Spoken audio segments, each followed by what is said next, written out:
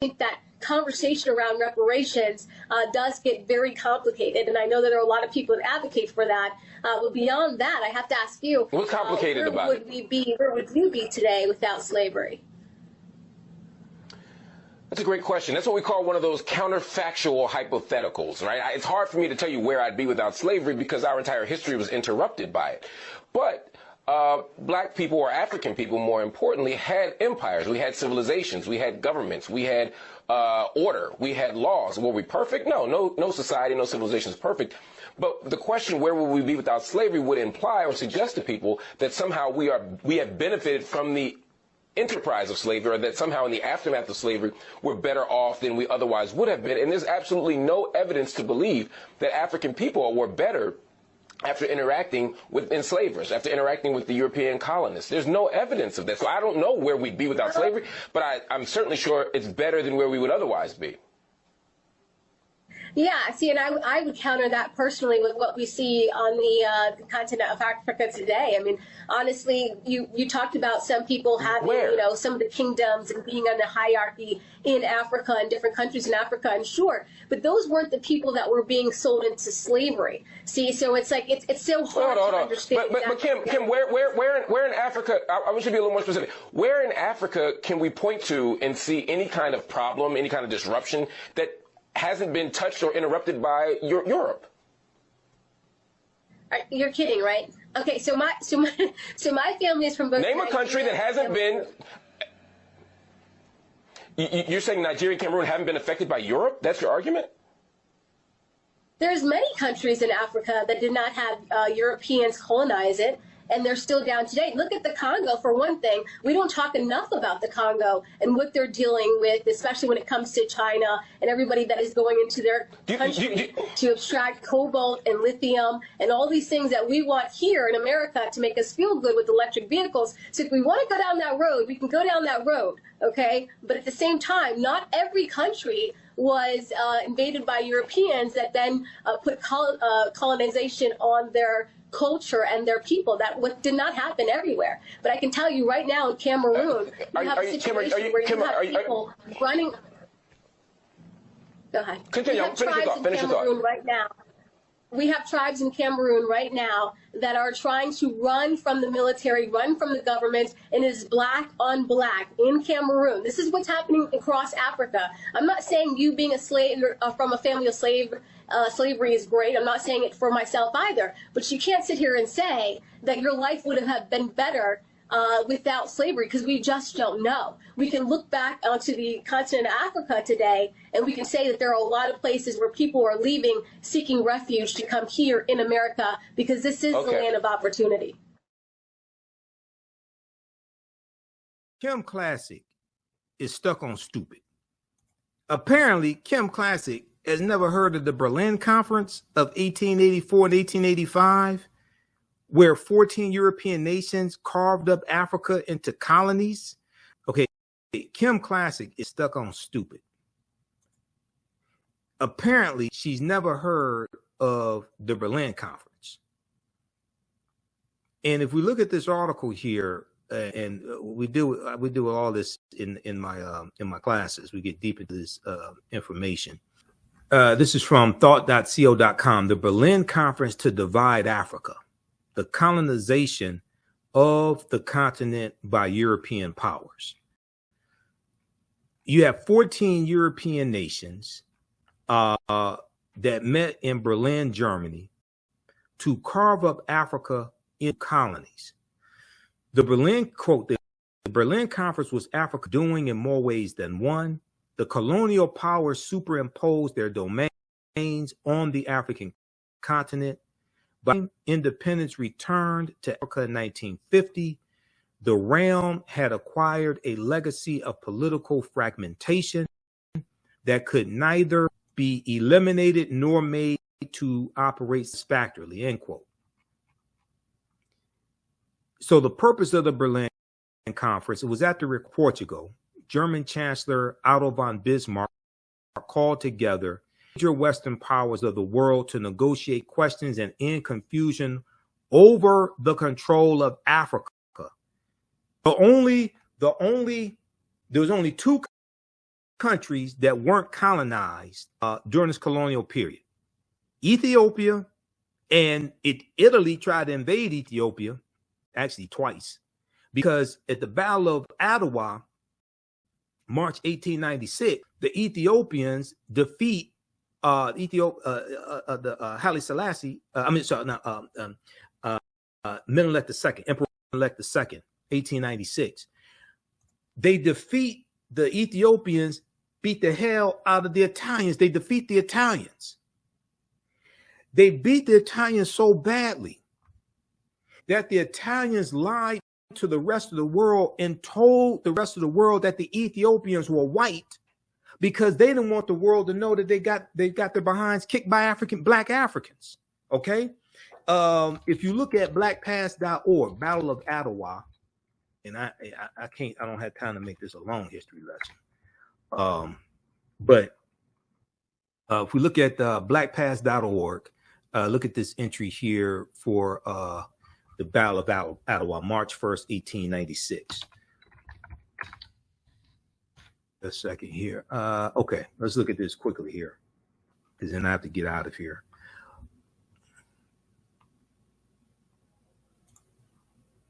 Okay, let's flip over to this. Battle of Adwa. Now you see different spellings. It may be ADWA or ADOWA. Battle of Adwa, 1896. This is from blackpast.org. All right. In March 1896, Ethiopian forces under the leadership of Emperor Menelik II surprised the world by defeating an Italian army sent to Empire. Okay. Now, read all of this. Okay. But they kicked the Italians behinds. Now, at the end of the article, they talk about how, let's see,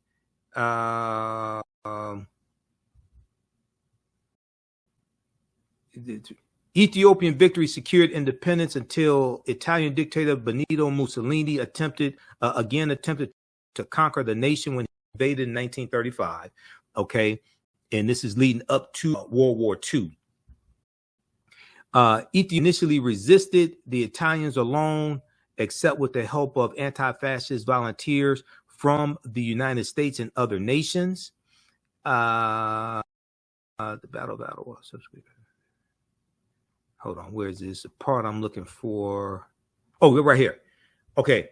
Victory at Adwa sealed the unification of Ethiopia and solidified Emperor Menelik II's claim to the title of emperor. Europeans and European Americans interpreted the story of Adwa in different ways. For some, it was an opportunity to discredit Italy militarily. Others, it was important to advance the view that the Ethiopians were not black.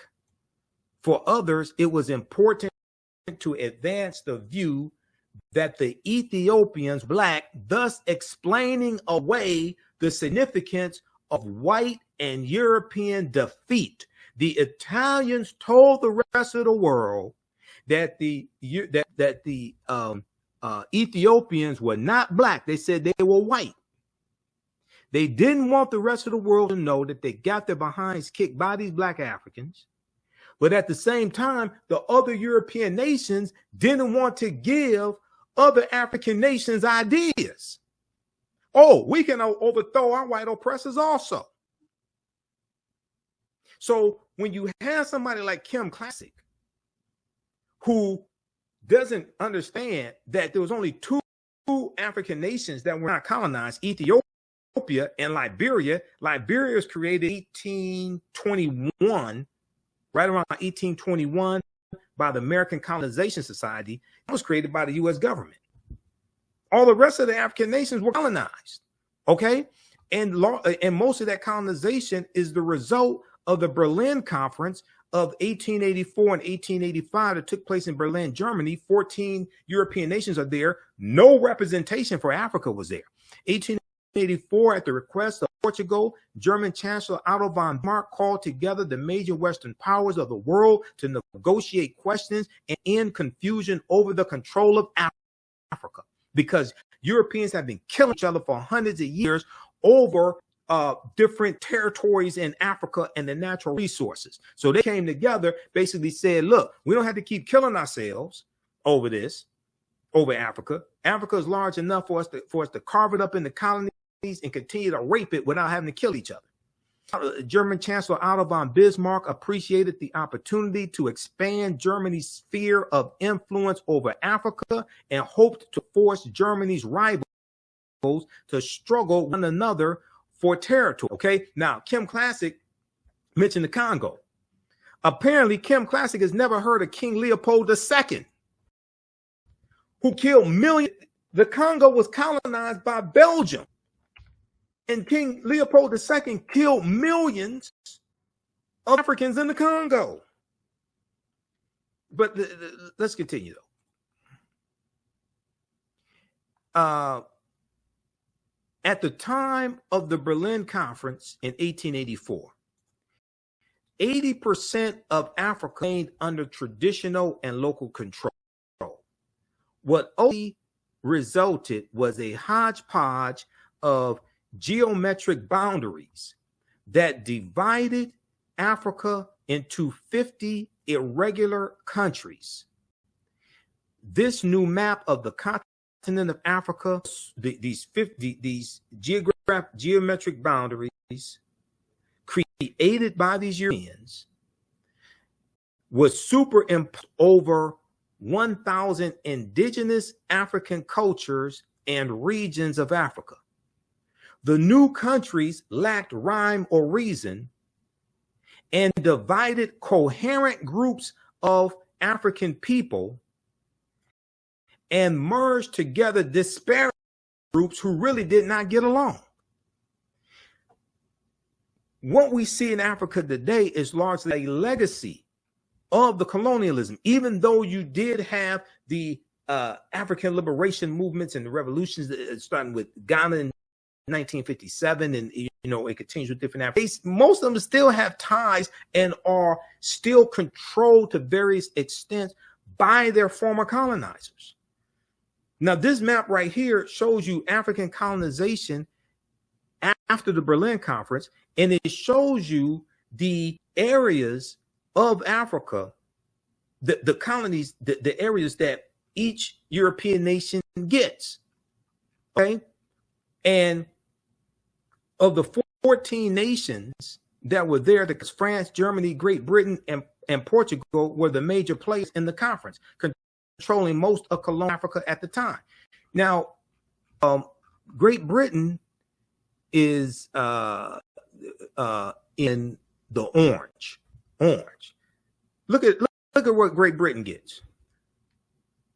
They get South Africa, they get Namibia, they get Kenya, Nigeria, they get Egypt, they get Nigeria. Let's see, Nigeria. It's a number of different countries that Great Britain gets. Okay, we see France gets countries like Senegal, things of this nature. Okay, read the rest of this here. Read the rest of this article. We see the Congo. Congo goes to Belgium. Neutrality part of the Congo Basin became a personal kingdom of Belgium King Leopold II. Under his rule, over half of the region's population died. Okay, Leopold II, who's a mass murderer. If we look at, let me see what I know. I have something on Leopold here. Just a second here. Black statue, black.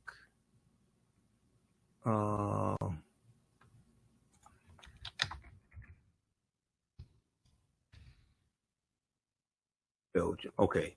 So she mentioned, Kim Klacik mentioned the Congo, but she didn't mention Leopold. Leopold II, Belgium wakes up to its bloodiest colonial past, June 13, 2020. Here's a statue of Leopold. Leopold II ruled Belgium from 1865 to 1909. Activists want this statue in Brussels removed due to his brutal regime in Congo Free State.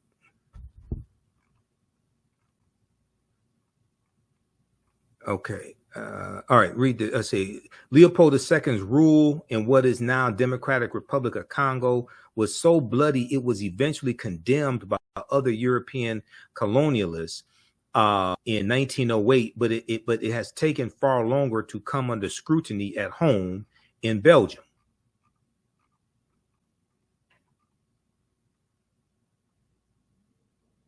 Last week, thousands in the country of 11 million joined solidarity protests about the killing of a U.S. black man named George Floyd in police custody.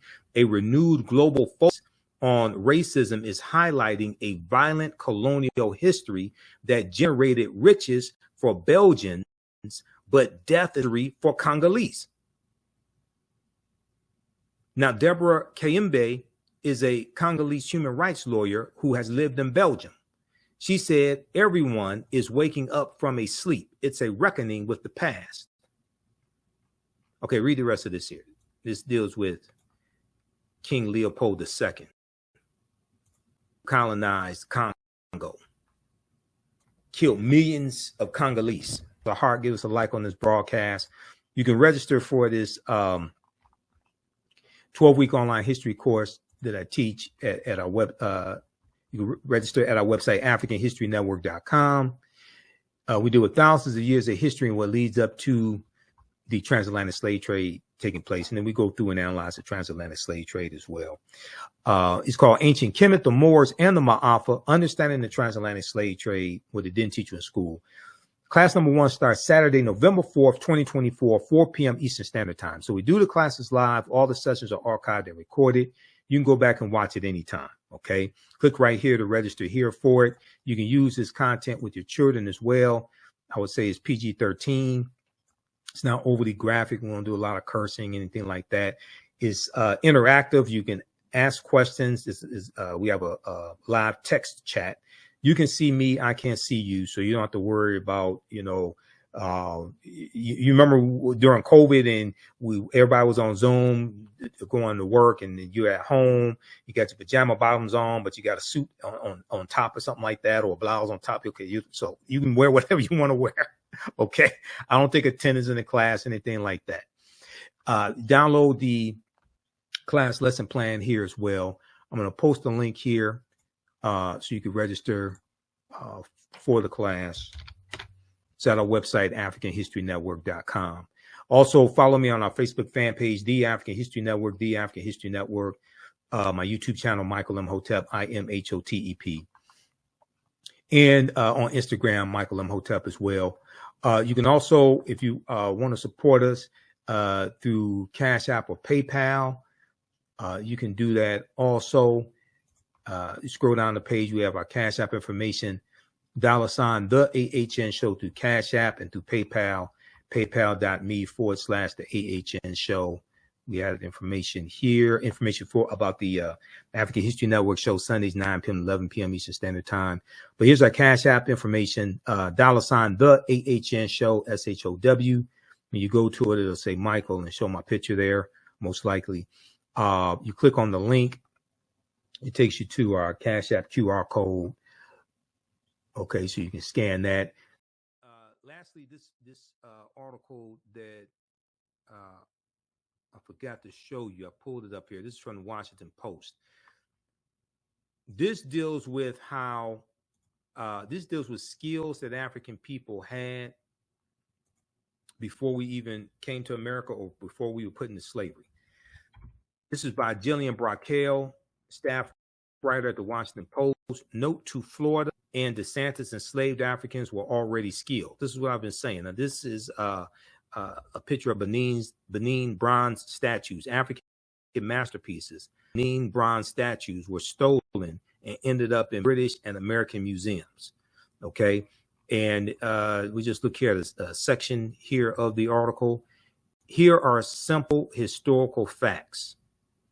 Africans already were skilled before they were, and in many cases, enslavers sought and purchased people coming from specific African societies based on skills common in those societies, this is absolutely true as well.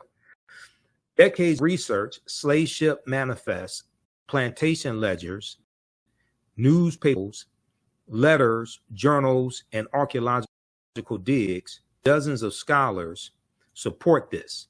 Much of it is compiled in the 2022 book, African Founders, How Enslaved People Expanded American Freedom, by Pulitzer Prize winning historian David Hackett Fisher.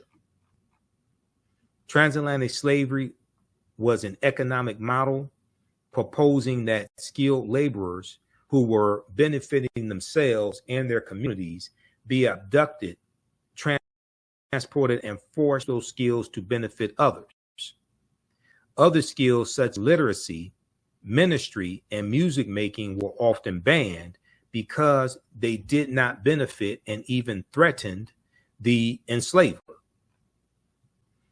Hackett Fisher explains, historian Hackett Fisher in his book explains how in the mid-1700s, enslaving colonists in the low country of the Carolinas, Georgia, and Florida targeted people from the windward coast of West Africa, where rice had been cultivated for thousands of years. In the low country, enslaved people then complex systems of canals, levees, floodgates, and fields, just as they had in West Africa, providing the region with its first massive cash crop. In New England, the Puritans targeted Akan-speaking people from the Gold Coast of West Africa, who had a long military tradition emphasizing and quick thinking. Also, an enslaved man named Onesimus taught Puritan leader Cotton Mather a technique for smallpox for inoculation, which was common in his African homeland. Okay, now we deal with this in my classes that I teach. Okay, Onesimus is the one who taught the Puritans how to inoculate themselves from smallpox. There's an article from history.com, official website of the History Channel, that deals with this. We came from sophisticated civilizations. Okay, we didn't have to be into an apprenticeship program. This is why this nonsense coming from Dr. William Allen and Dr. Francis Presley Rice with the social studies standards out of Florida is stupid. History.com, how an enslaved African man in Boston helped save generations from smallpox. In the early 1700s, I'm not exactly sure how to pronounce his name, that was Onesimus, or I think it's Onesimus. He shared a revolutionary way to prevent smallpox. Okay, now this is from April 8th, 2021. If you just scroll down here, let's see. Okay. But the smallpox epidemic of 1721 was different than any that came before it, as sickness swept through the city, killing hundreds in a time before modern medical treatment or a robust understanding of infectious disease. An enslaved African man known as Onesimus suggested a potential way to keep people from getting sick. Intrigued by Onesimus' idea, a brave doctor and an outspoken minister undertook a bold experiment to try to stop smallpox in its tracks. Okay, okay, let's see here. Smallpox, the first enslaved people. In 1706, an enslaved West African man was purchased for the prominent Puritan minister Cotton. Okay, the prominent Puritan minister Cotton Mather by his congregation. Cotton Mather gave him the name Onesimus after an enslaved man in the Bible whose name meant useful. Puritan minister Cotton Mather, who powerful figure in the Salem witch trials, believed that owners of enslaved people had a duty to convert enslaved people to Christianity. How nice of him. We could say that's mighty white of you, but okay, whatever.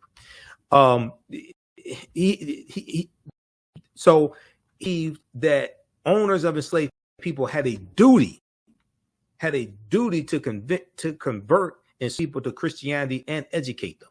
But like other white men in his area, he also looked down on what he called the devilish rights of Africans and worried that enslaved people might openly rebel. He was right to worry that we may take up arms against our oppressors. He was right to be a little worried that we were kidnapped and enslaved and may not like it. Okay, read the rest of this article here. But this deals with Onesimus and how this African man saved all these white people. How an enslaved African man in Boston helped save generations from smallpox.com, official website of the History Channel. Okay, now let's go back to this from Jillian Brockel very quickly, then I have to get out of here. All right. Chesapeake enslavers wanted people like the Crew people, KRU, specifically for their skill for boat building. Though Europeans were seditionists, slave traders marveled at the superiority and slave traders marveled at the superior stability and speed of West African canoes, some of which they said could hold 100. These boat designs were ideal for fishing, freight, and ferrying up and down the Chesapeake Bay. And later in Texas, enslavers wanted a subset of enslaved people in South Carolina descended from the Fulani, because they were already skilled herders, okay, the cattle, okay, herding cattle. The term boy likely originates from this South Carolina group. There's evidence the African tradition of singing herd at night influenced what became cowboy songs, according to Hackett Fisher.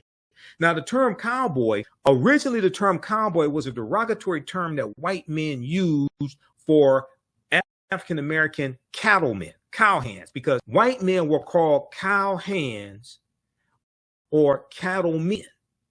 African-American men were called cowboys as a derogatory term for them, okay? As you have the westward migration in this country, especially after slavery ends, westward migration going to the 1870s, things like this, 1870s, 1880s, you have the westward expansion.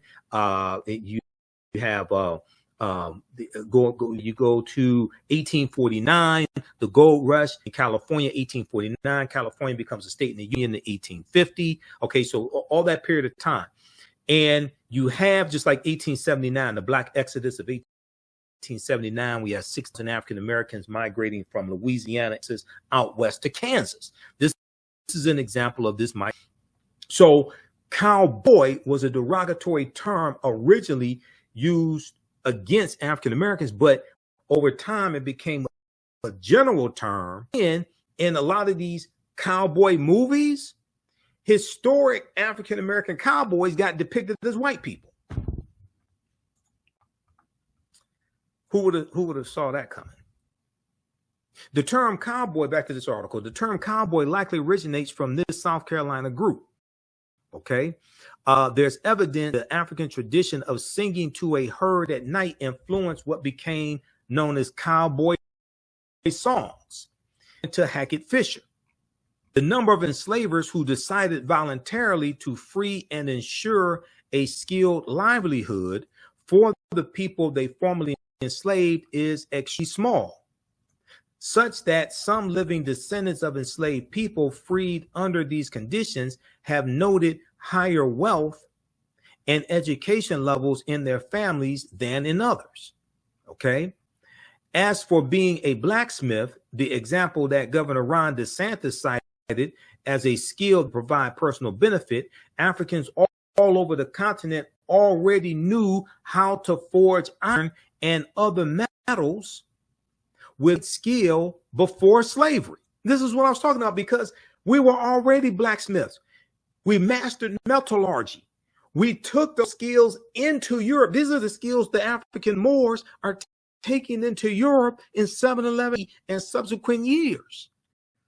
We ain't have to be kidnapped to be put into an apprenticeship program. Quote, that's why masterpieces like the Benin bronzes were later stolen and ended up in British and American museums. Governor Ron DeSantis, who has a history degree from Yale University, who knows better than this BS that he's out here trying to substantiate and defend. Governor Ron DeSantis' office did not immediately respond to a request for comment on criticism and refutations of Florida's new guidelines or the factual basis for his blacksmith statement. But the story of the enslaved metal worker, Philip Reed, who played a major role in casting the bronze, quote, Statue of Freedom, end quote, that stands atop the U.S. Capitol dome, provides a telling example. Okay, Philip Reed was already a skilled plasterer by the time the artist Clark bought him in Charleston in 1889. And over the next 2 decades, Reed learned a ton about and casting monumental bronzes, more than anyone else in the United States, perhaps even including Mills. The federal government even paid Reed more than the white man who worked on the Freedom Statue project.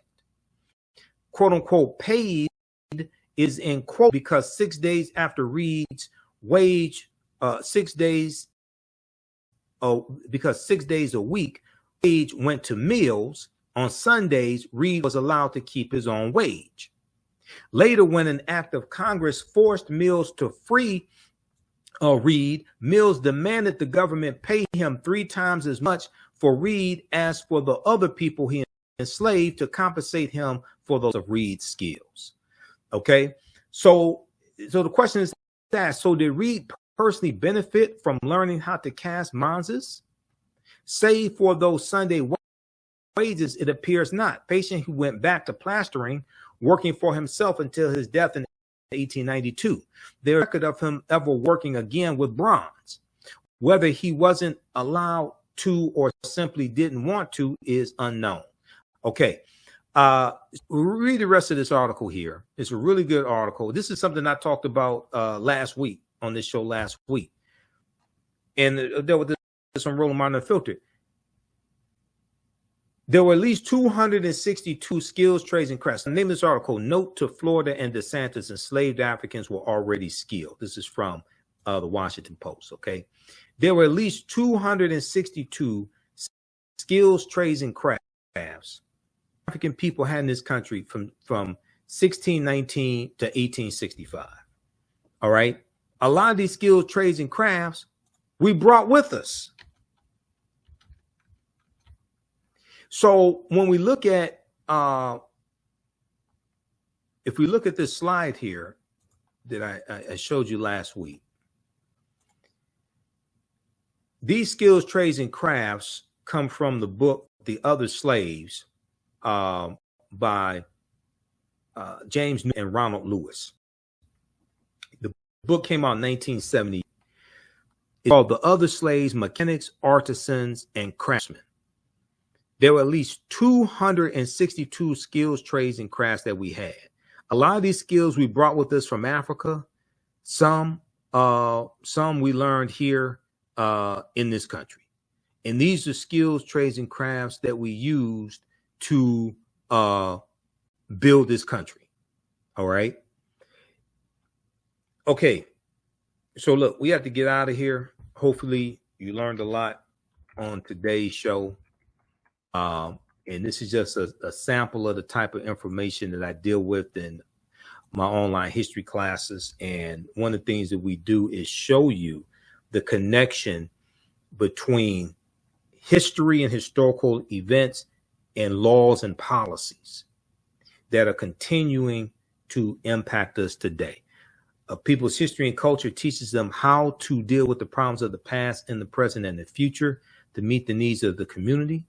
And what you do for yourself, what you do to yourself, and what you allow other people to do to you and get away with is based upon what you think about yourself.